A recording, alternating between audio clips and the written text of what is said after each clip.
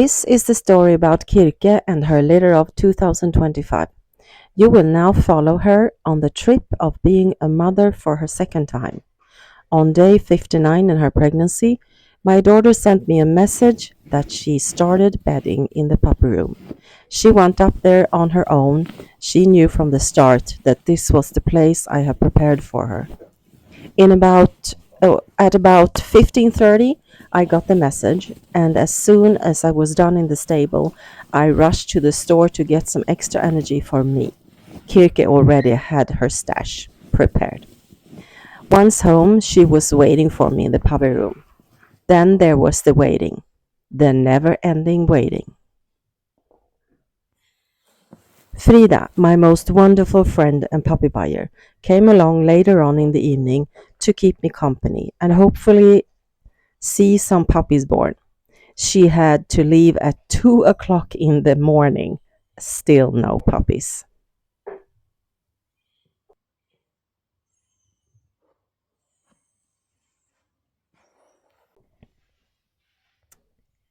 The sleep while waiting is never really good. On and off, reacting on every move she does, waiting to see the first real labor. I started in the sofa, but when Frida left, I ended up in the bed and I got a couple of hours sleep.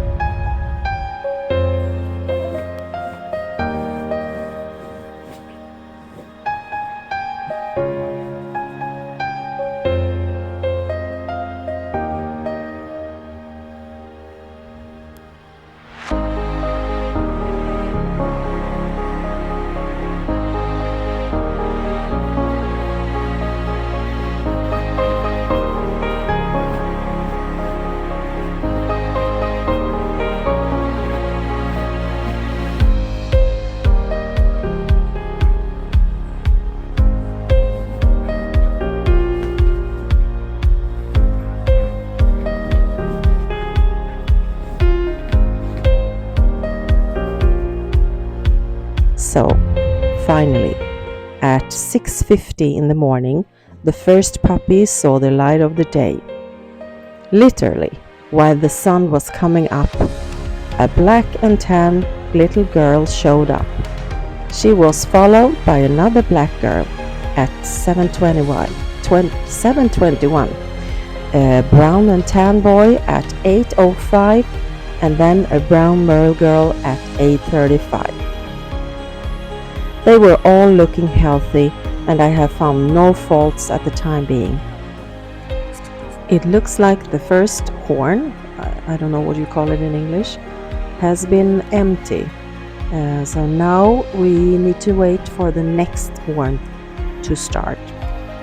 At 10:18, another girl entered the world, a brown merle girl, and then followed two boys, a brown and tan, and last a brown merle boy. Kirke was getting tired. I served her water with dextrose for extra energy, and then we took a short trip outside so she could pee and just take a break. Kirke ended up giving birth to 7 puppies, 4 girls and 3 boys. She is now resting, and so am I. Day 1, the puppies are lively, but has all lost some weight. This is common, but it is easy to worry anyway. Later this evening, I will do an extra check of the cleft palate. That's when there is a split in their upper gum, which will which will make it harder for them to drink milk. And in Sweden, we see it as a pain and suffering for a young puppy, which leads to put it to sleep before they get pneumonia, for example, or just starve to death. So keep your fingers crossed that they are all fine. The first days, Kirke is not all happy about leaving her puppies, but she needs to get out and move, and she needs to do her business. So we took her grandma with us to hopefully make the walk a little bit funnier.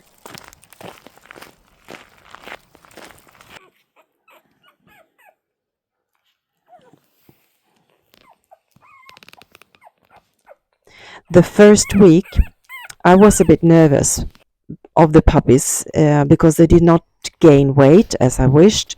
And there was a tiny, tiny little girl who seemed too thin.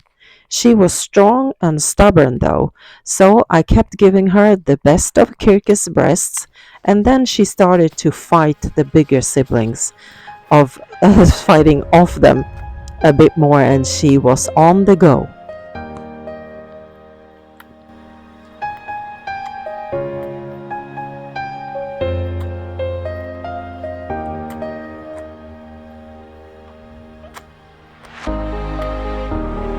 During week 2, they all gained weight and felt strong and lively, so I started to relax a bit.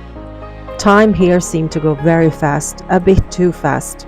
I tried to stop myself every now and then to give myself time to sit down and not doing anything, which is really, really hard.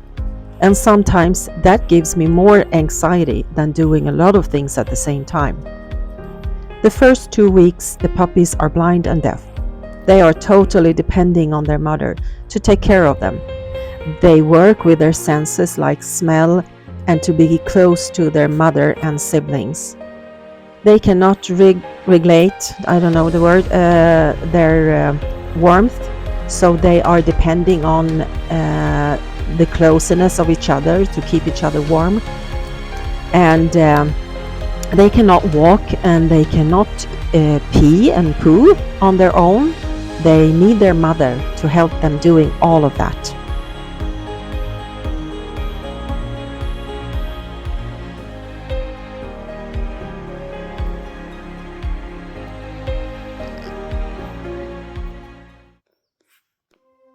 The autumn is upon us. It has really been a beautiful autumn, and I make sure to be thankful for every day that comes with the sun. Shifting leaves and being able to still be in the garden and try to prepare for spring next year. The only thing is, of course, the dark mornings. It is harder to make yourself get up super early in the morning and drive off with the dogs to the forest. And even if I love those mornings, the mind and body struggles to confirm that it is okay. It is okay to get up with no light. Also hoping that the dogs have the vision enough to see in the dark forest, not hurting themselves. Once the puppies open their eyes and ears, the activity gets higher and they start to interact more with each other and the surroundings. They are still not coming far, especially not the daschund puppies. For me, the sign to move them downstairs is when they're getting out of their puppy bed. Those guys were closer to 3 weeks before that happened. I keep them upstairs. We live in a house with 2 floors until they are big enough to move down to the kitchen. It is much more quiet and calm upstairs, both for the newborn and also for the mom, who can be sure that they all stay safe. In the kitchen is where the first big adventure starts. All the noises from cooking food, preparing food for the dogs, puppies, and ourselves, of course, people coming and going, and a lot more space to move around.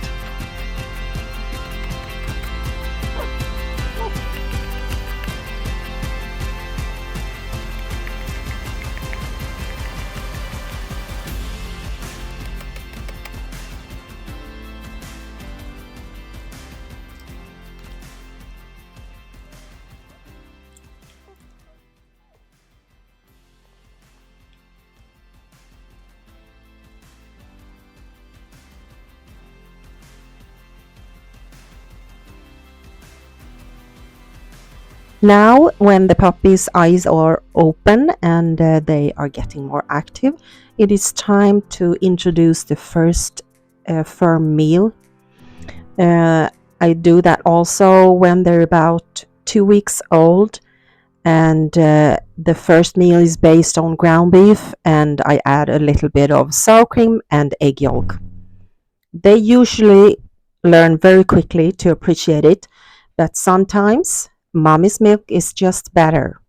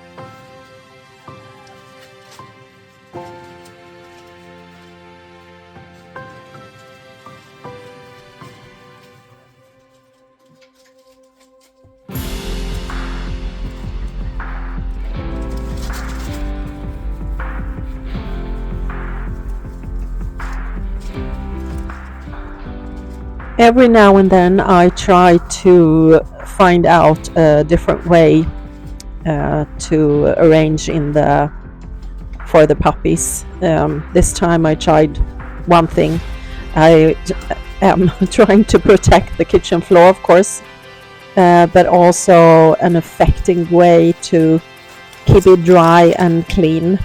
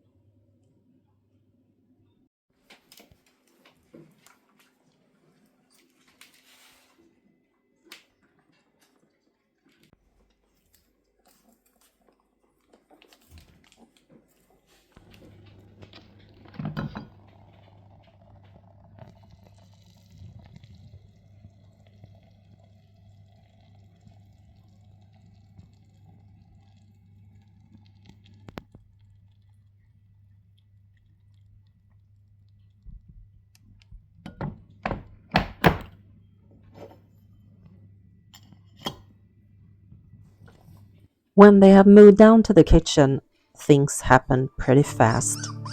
They have a cage in the beginning, more for their safety than anything else, because we have a lot of other dogs going around in the kitchen, and I want them to be safe. That's the main thing. Kirke can always go in and out of the cage. As you can see, there's an opening there, and we never close it, so she can go as she please.